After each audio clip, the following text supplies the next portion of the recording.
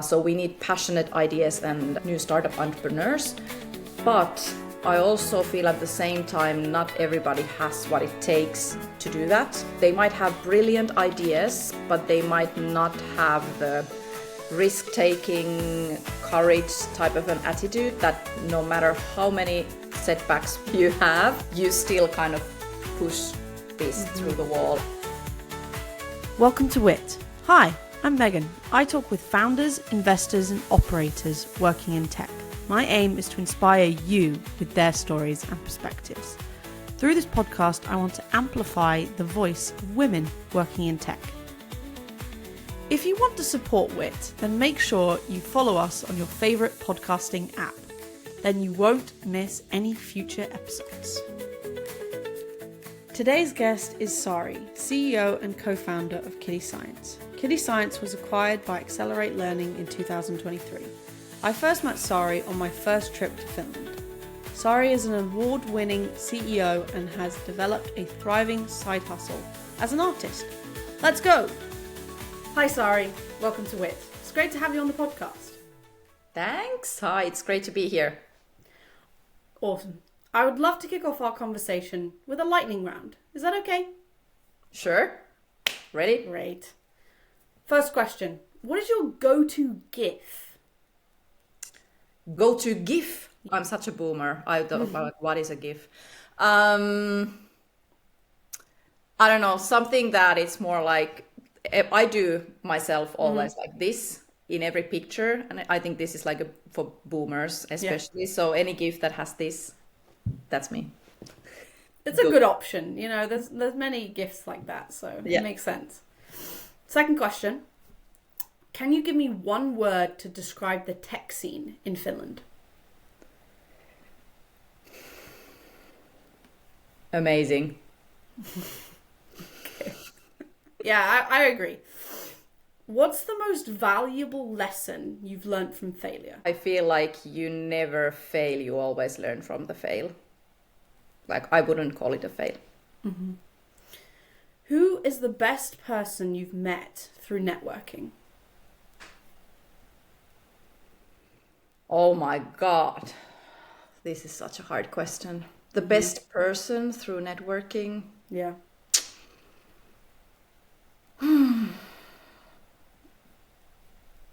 This is too hard. You cannot just like choose one, but I think all those people who can give you something that you don't know yet yourself.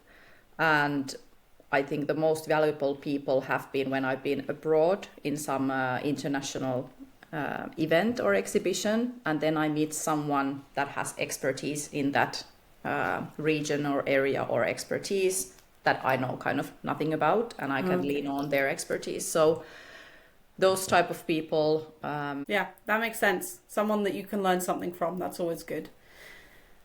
What question are you never asked? How did you come up with these questions? These are too hard. I think everybody always asks like, what do you do? Mm-hmm.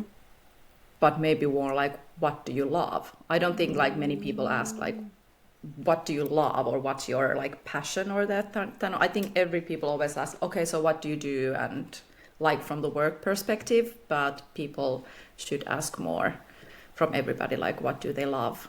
Mm-hmm. The more personal perspective. Yeah, that like makes sense. Exactly, that makes a lot of sense. Sixth question, what is your favorite Finnish word or phrase? The first thing came to my mind are the curse words. Yeah. Which I think is really common in any Finnish. Everybody is learning the word, one curse word that starts with P, with R. I don't say it now, but I think the other one is jäätelötötterö, which means ice cream cone, because it's so weird, like tötterö, jäätelötötterö. That's very weird. I've never heard that before. That's really weird. What piece of art can you not stop thinking about? I think those from Monet, which are these really flowery, dreamy type of semi-abstract paintings. I don't have like one specific. It's more like I really love Monet's. That style? Yeah, that style. Yeah. Okay, that makes sense. What do you believe is the most critical skill for a successful founder? Being fearless That's and a good one. optimistic. Yeah. What one place in the world would you love to visit and haven't been to yet? Japan. Japan. Oh, yeah, I would love to go to Japan. It's on my bucket list. Definitely. It's so different, I think. Yeah. What is your go-to strategy for staying productive and focused? Listening a lot of podcasts and then like learning from them. I've also signed up, I don't know how many different these summaries of different learnings that I can listen to, like 15-minute summary of these books and stuff. But also the mindfulness and focus for me is that I need to listen music. And it could be even techno music. It doesn't have to be like this calming, soothing music, but to listen the music I love in that moment, that keeps me focused, no matter if I do work or then even painting or whatever. So the music. Very interesting. Techno. I love it. If you could wave a magic wand and change one thing about tech, what would it be?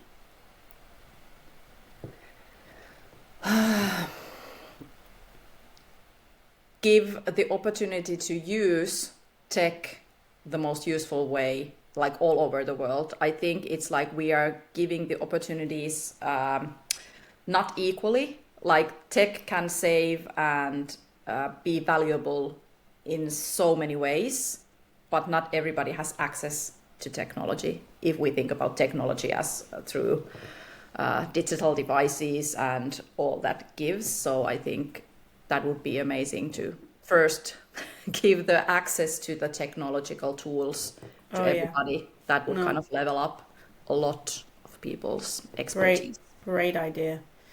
If you could be CEO of any company for a day, which company would you choose and why? Maybe Supercell from Finland, the gaming company. I would love to be there because I really love their working culture, what I've understood it is, and I would love to see it in action. Is it really what they say it is? Okay. I feel like it would also be very cool to work at Supercell. Yeah. Yeah. Who is one person you haven't met yet but would love to?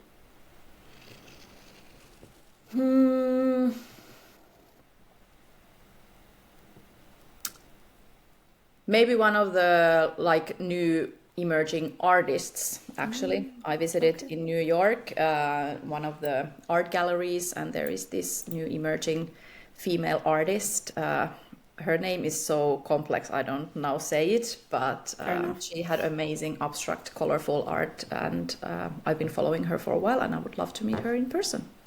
Awesome. Do you have any life mottos you strive by? Just do it. Just do it? Very Nike of you. My team hears that a lot, and we even have a bingo like table, which we go through every week. And one of them is like Sari says, just do it. It's every week. It's like, okay, it's done again. Okay. That's so funny. How do you approach decision making under pressure? With the same, just do it. I'm like really like when my team knows that I'm easy to do decisions. So if there's a decision to me, I'm also okay to take the responsibility of the decisions. So I'm in the mindset of let's do it. Like let's make some decision and let's see if that is wrong or right decision, or if we need to modify it somehow. Like if we have to make a decision of two different things or multiple things, I'm in the mindset of let's do this, and if needs to be changed, then let's change it. So I don't think decision making is something, if we make decision now, we cannot never go back or change our decision. Okay, that makes sense. It's a good thing to strive by. Yeah. What's the best way to find a mentor in the tech industry?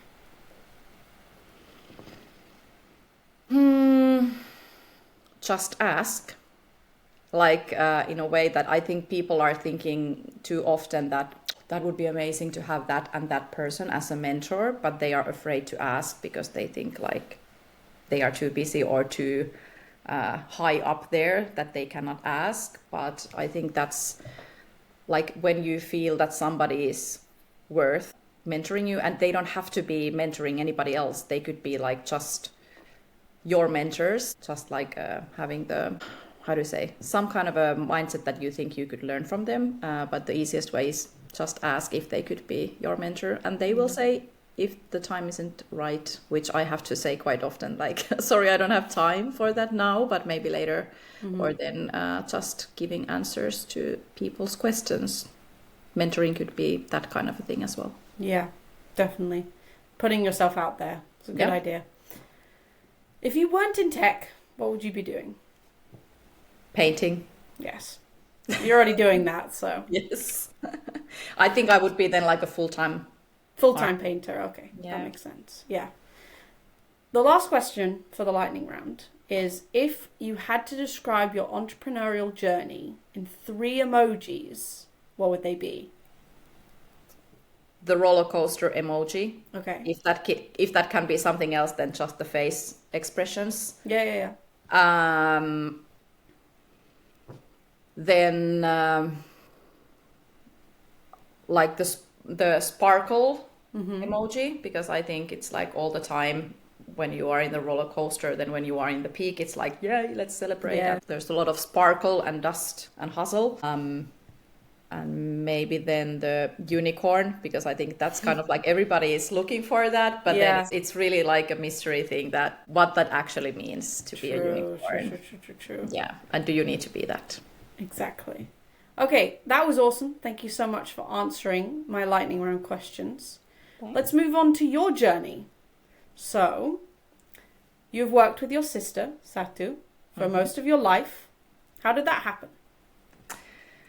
Well, it happened already when she was 2 years old and I was 5-6 years old. So we have about 4 years age gap. And I was doing this commercial modeling as a child. And I remember Satu woke up in the middle of the photo shoots, and the photo shoots person was like, oh, your sister woke up. Maybe she could be part of the shooting and the picture of, we were shooting some kind of a clothing line for some.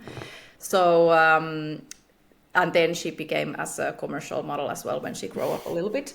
She's doing that still. But then when I was in, I think we were together in Stockman. So Stockman is the retail, like a Target in Finland, or a little bit more expensive, department store. And I was there in the marketing department, and also in the sales when there was a new department in Finland opened. And Satu was there also as a salesperson. And we have been in many departments in Stockman, like in different departments and different positions. And then after I left Stockman and went for the media company, then my boss asked, like, would there be anybody that would be almost exactly like you? That do you know anybody that would be really similar, like with the sales and marketing skills? And I was like, well, my little sister. So then she came after me to that company. And then when I started my startup, I was like, I need a right hand and someone I can really, really trust, that I know that can deliver what I think should be done. And she was in the middle of thinking about changing work as well. So every time I went to a new company, she kind of follows me. And the last one was when I actually recruited her to Kide Science. And now she left to a new, even bigger company last week. So I'm now without her. So let's see if she's going to recruit me, or where's the next thing we will work together. But it's been amazing. And since we were teenagers, believe it or not, we never have been arguing since then. We argued a lot when we were kids, like super small ones. But after teenage years, we've been like the best match. Best of friends. Any arguing. Yeah. That's so nice that you've had that kind of constant following around, I would say. Yeah, That's so nice. it is. And when you founded Kide Science Yeah. in 2000, how did you kind of find the rest of them? And what made you excited to take on this kind of new problem? So my two other co-founders were Jenni and Aino, and when we needed like more people in our team exactly to handle all the operations, customer support, sales, marketing, everything, because I did it all with my business background. Jenni was the researcher and Aino was the teacher. So Aino was doing the content and the products, and Jenni did all the time the research. Then we felt like we need someone to do the operations and marketing and sales with me, because I was fundraising all the time as well. So that was something like exactly the moment when I thought that, okay, I need someone that I know that delivers exactly what I want to be delivered. So that was the moment I asked Satu to join. So the others were actually before me even. So Jenni and Aino, the researcher and teacher, they needed someone to join the team from the business angle, which I think has been the best thing ever, that we as three founders have so diverse expertise. And that has been also the key for getting fundraising from investors and VCs, because usually in the early days they invest into a team, not for the product. So at least that's what they've been saying, like you have such a diverse team with different backgrounds, and that has been really, really good for our company as well. And also Satu then delivered a lot of her own expertise, and I could continue the fundraising and growing internationally. Yeah, I mean, it's so awesome what you've accomplished. And I just want to get a better understanding of like, why did you decide to go into the company? Why did you decide to take on this particular problem? It started just like I just left Samsung. I don't know how in Finland we would say Samsung, but Samsung, the mobile phone company. I was there as a marketing manager. In Finland, we were part of the Nordic, so we did a lot of big marketing sales campaigns, kind of in the tech industry, and we were also the main sponsor for Slush. So Samsung was one of the biggest sponsors, so I saw the Slush hype and the startup happenings through that lens, and I was like, oh my god, this is so cool, maybe I would want to be at some point a startup entrepreneur. But I didn't have my own idea, at least not then. And then I got a baby, my first baby, and I went to a maternity leave from Samsung. And during my maternity leave and having the next baby 2 in a row, being effective, I was like, okay, what if I don't go back to Samsung, but I start a startup myself? And then I pumped into Jenni's and Aino's post in Mothers in Business Network, where they were looking for a business founder into their team with the sales and marketing background.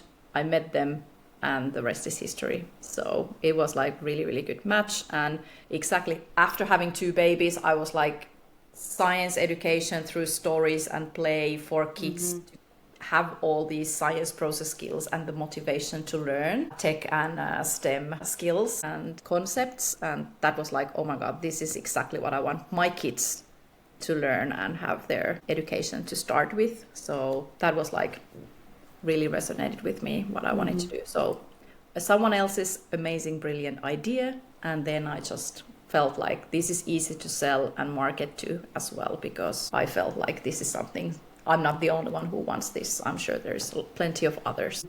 Yeah, I mean, it's really cool how it's a bit like destiny that you found their post and was like, wow, okay, I could be this person. Yeah. That's awesome. Talking about posting, you post a lot on LinkedIn about risk-taking and courage and who would be a good startup entrepreneur. And I'd love to hear your take on more on that. You mean like the personality about being a startup entrepreneur, or what? Yeah, I think like we have too few startup entrepreneurs, especially the female ones in Finland, but on a global level. I think it was like only 2% of the VC money goes to female founded startup entrepreneurs. So in general, we need more courage, not only females, but everybody, to start startups with new innovative ideas. Just do it and test. Like, I think you have to just start from somewhere and try to understand if that is something that someone else thinks as well, that this is highly needed. So we need passionate ideas and new startup entrepreneurs. But I also feel at the same time, not everybody has what it takes to do that. They might have brilliant ideas, but they might not have the risk-taking, courage type of an attitude that no matter how many setbacks you have, you still kind of push this through the wall, and you modify and iterate all the time, because Kide Science was not supposed to be what we are now. In the beginning, we have iterated and pivoted at least the business model every year and the target market and everything, depending on what is the situation in the world. And it might be that the timing is off just with 1 year, and next year it might be the perfect timing for your solution. So it really, really depends on the timing and everything. But you need that kind of an attitude and thrive and passion also, that no matter how amazing your business or your idea is there a business for it, and do you have enough willingness to push it no matter what? And I think if you don't have that, then find a co-founder who has a not similar co-founder as you are, because I think some people make the mistake of, okay, I want to work with somebody that is exactly like me. We are nothing alike with Aino and Jenny. We are really the opposite, even with the working style and our expertise. So I think it's really, really important that you kind of step out also from your comfort zone. So don't recruit for your co-founder somebody that is exactly like you. Try to go actually almost like the opposite. Yeah. Don't recruit a clone of yourself, because then it will just be so much harder. Yeah. Now that makes a lot of sense. And then you talked a little bit about acting on your gut and working hard to minimize those risks. What else can you tell us about that? Yeah, I think even though I also believe that you should trust on the data, you should, based on your decisions on like really on real facts, and like what do you think that makes sense, or what has, like if you analyze your data and you're like, okay, the data says this, but then I have been noticing that I should just trust my gut more. I try to do that really often, and it might be even hard for me to, like, for example, if we have an idea or something, like, should we do this or this? And I have the gut feeling that even though the data says this, we should go this way. And that is really hard for me to then try to explain for the rest of the team, or for example, or for the investors, that why do you say you should do this? Or we should do this, that your gut is saying.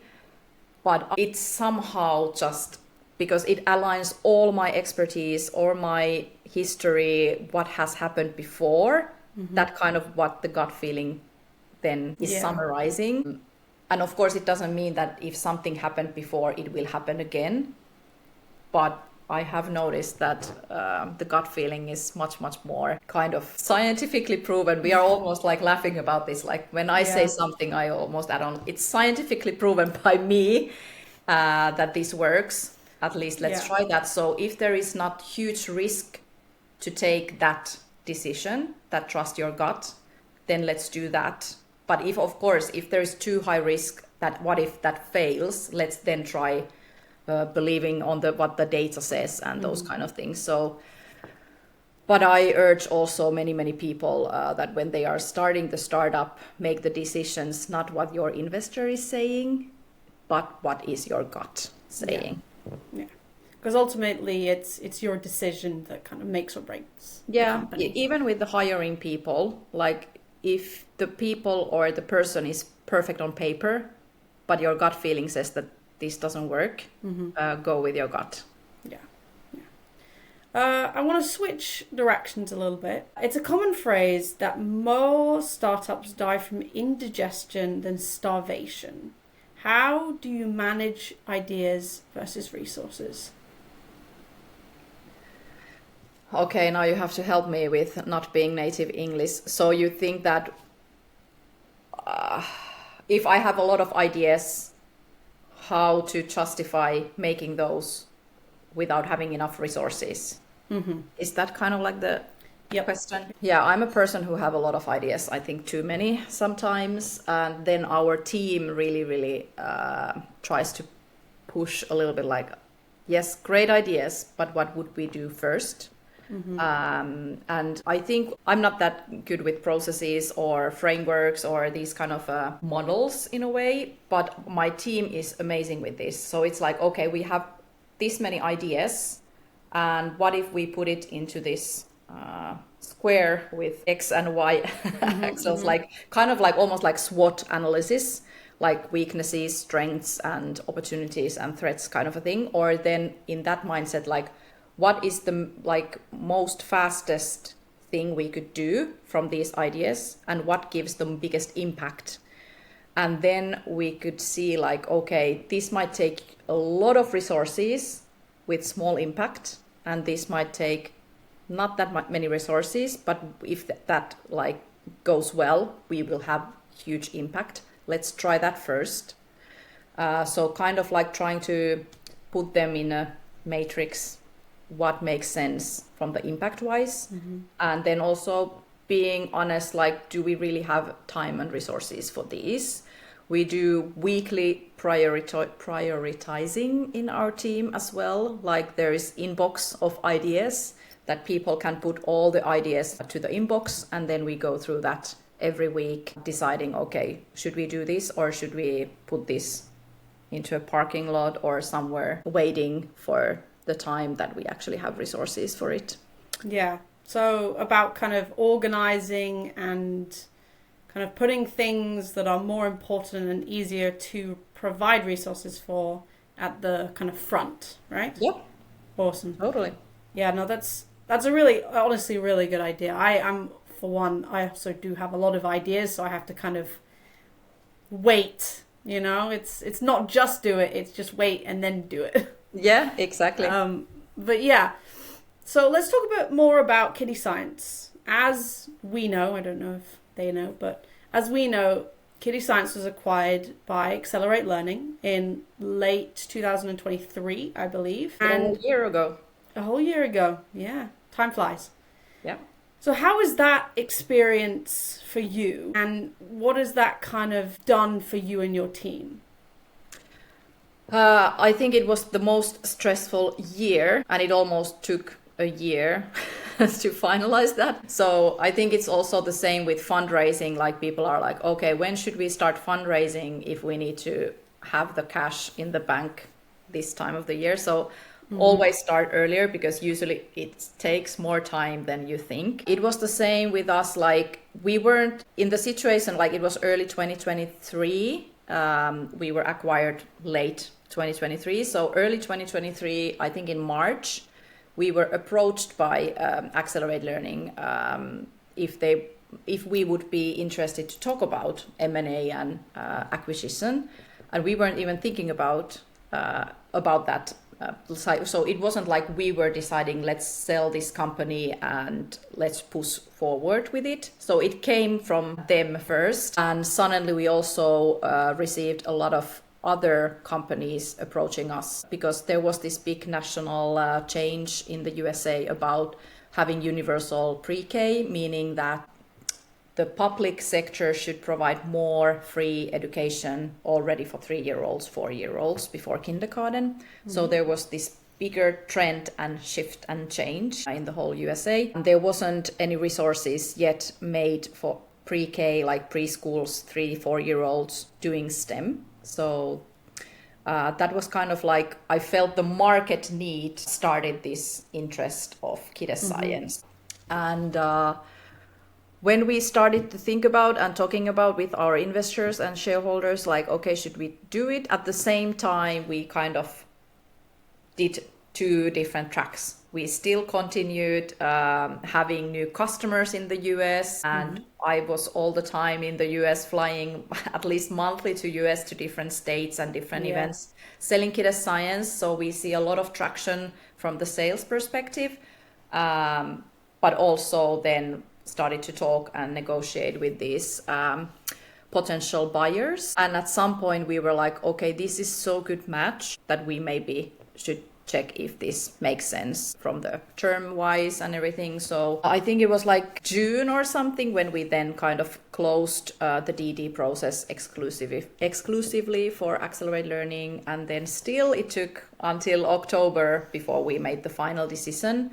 But I think they weren't like super, how to say, time critical that this has to be done by a certain month. And also we were like in the same time doing the sales and everything. So it took us for a while, and why it was so stressful for me was because I needed to do that. We didn't have big sales team. We had only a team of 10 people. So at the same time, we had to do all the business and operations. Like I couldn't do just the DD and talking with legal and business. And we didn't have finance people. We didn't have sales and marketing. So it's like I was all the time in those meetings. And then USA has different time zones. So it meant after working day, I was doing the evening meetings, night meetings to the US. So stressful, but at the same time, I was really optimistic that we want this, they want this, and let's just do it. And already before the acquisition happened, we saw that this is a good match because they wanted to keep Kide Science also in Finland.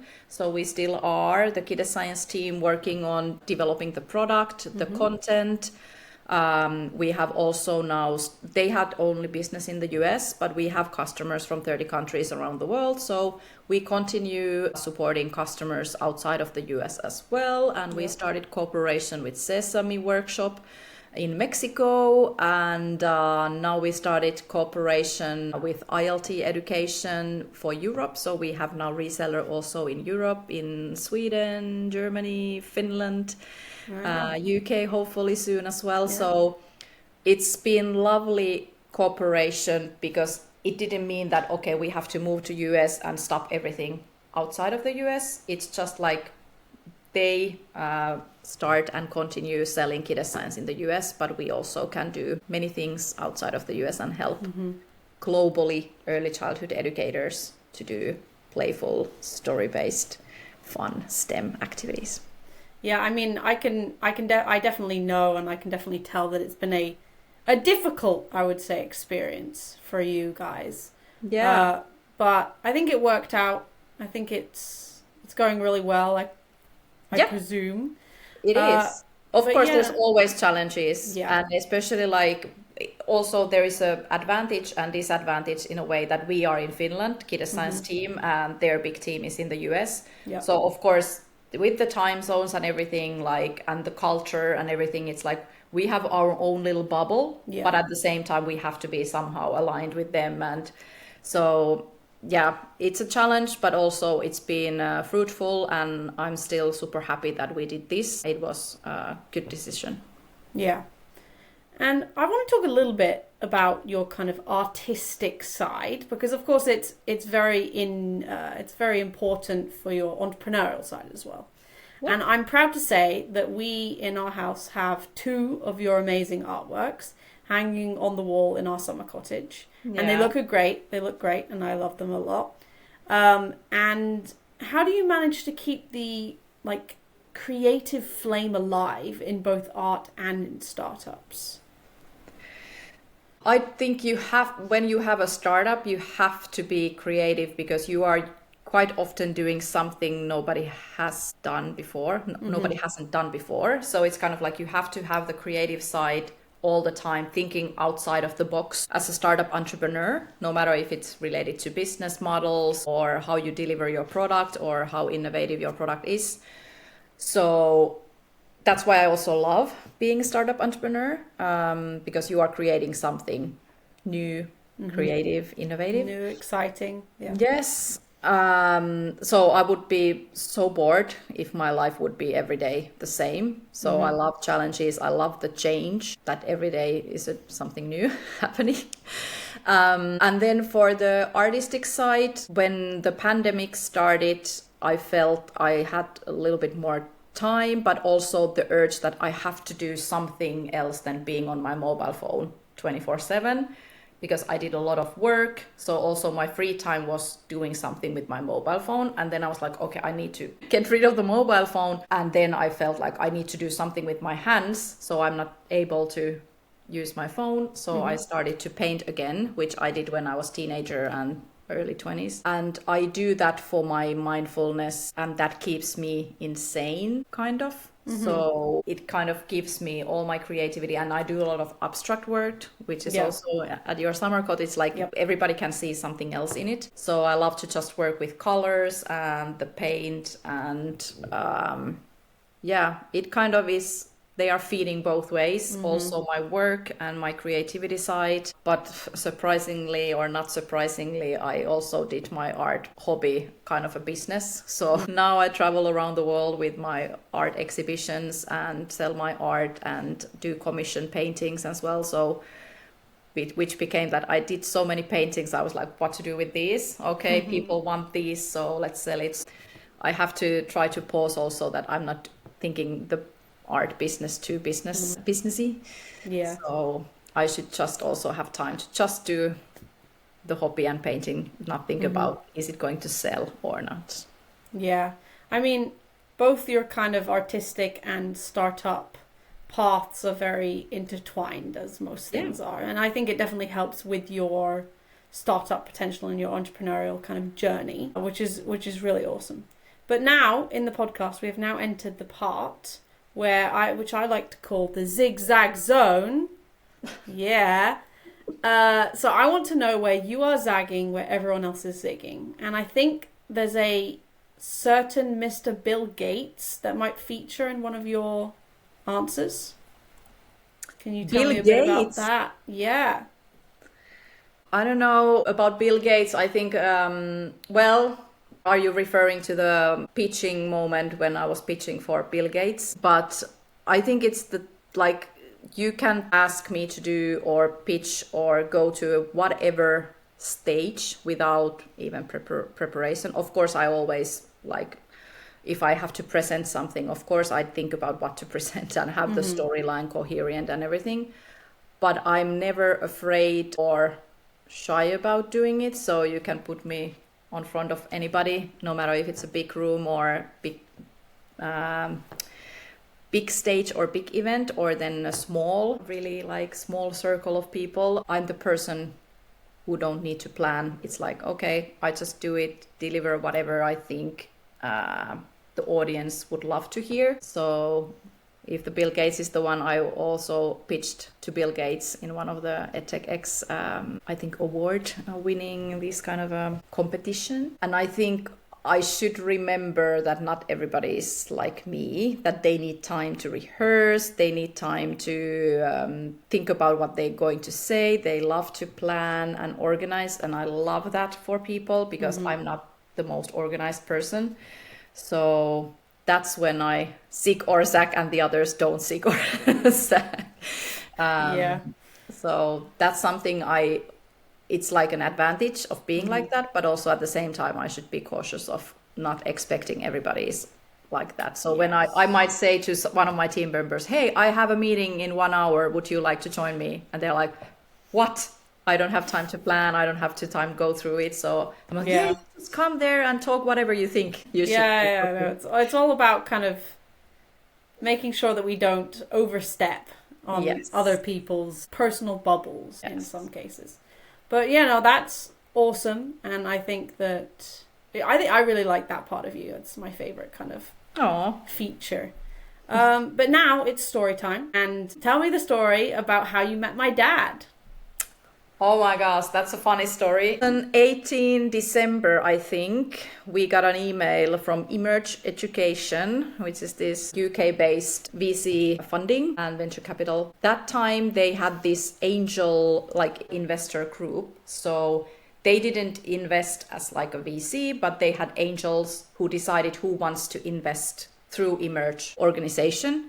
And they asked okay, we noticed there is this amazing Kide Science innovation. Would you like to come to London tomorrow to pitch to our angel investors into our event? There was other startups as well to pitch. And me and Jenny were like, okay, sure, if there is a plane like tomorrow morning to London from Helsinki. Me and Jenny went, and I took only the one-way ticket because they said there might be like after-work dinners and there might be other meetings that the investors want to have, and Jenny had to have the return flight because of her university teaching the same day. So I had only the one-way. I just packed my bag and went there. We pitched and we managed to get 4 angel investors investing into us, and one of them was your dad, Colin Brown. And we were at the dinner, I think it was like 10 p.m. or something, and wrapping up. And then I had my luggage there. And then Colin asked, like, so where are you going to stay? Like, where's your hotel? I was like, actually, I don't have a hotel. I just have the luggage. I was thinking, I didn't even know, like, London. I think it was like almost my first time in London. So I have no idea. Is there a hotel nearby? Where to go? And he was like, wait a minute, I will make one phone call. And he called to your mom and asked, like, hey, I have this lady. Is it okay if she will become our house to stay over one night? And I got the permission to come to sleep over. I didn't see you. I didn't see your mom. I just went to the basement straight to sleep. And the whole team was like, okay, so what did you do? You went to sleep over to one of the investors. So that's a funny story, but it's not that bad as it sounds. Yeah, I've obviously heard this story before, and I always thought it was very, very funny. But yeah, no, thank you so much. That was great. We have sadly come to the end of our podcast, but I do have 3 final questions for you. So first one is, imagine it's 2035. What does your life look like? I'm in Italy. It's lovely and warm, and I'm painting outside on a terrace. And at the same time, I'm doing some kind of innovative startup thingy. But I can do it from Italy. I don't have to be in a specific location because that's the new working world. You can work wherever. So yeah, I think that's a good option. I've never been to Italy. I'd love to go. And also thinking about 10 years after this, my kids are going to be adults, so they don't have to be like physically in some school location as well anymore. So I'm free bird. You're free. Okay, second question. How can listeners follow along with your journey? I'm everywhere in social media, as you said. I post a lot, so you can follow me in Instagram, LinkedIn, and no matter if you are more interested about my artistic side or then more from my startup entrepreneur Kide Science, I have different channels for my art. So Sari Irene Art or just Sari Irene, Sari Irene. So that's my handle almost everywhere. Awesome. And why Sari Irene? Because my last name is too hard. Yes. Anybody to write or pronounce. That's why it's Sari Irene. Yeah, very true. And then how can listeners be useful to you? If you have amazing idea of cooperation, or you want to do something fun together, or just have a glass of wine, I'm traveling all over the world, or if you're coming to Helsinki, just send a message. I love to network and talk with people who have amazing ideas. Awesome. Well, thank you so much for being on my podcast. I'm looking forward to following along with your journey.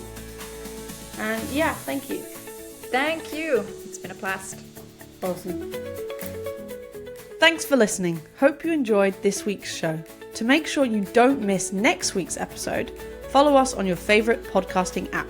Do consider leaving a review as it helps the podcast tremendously.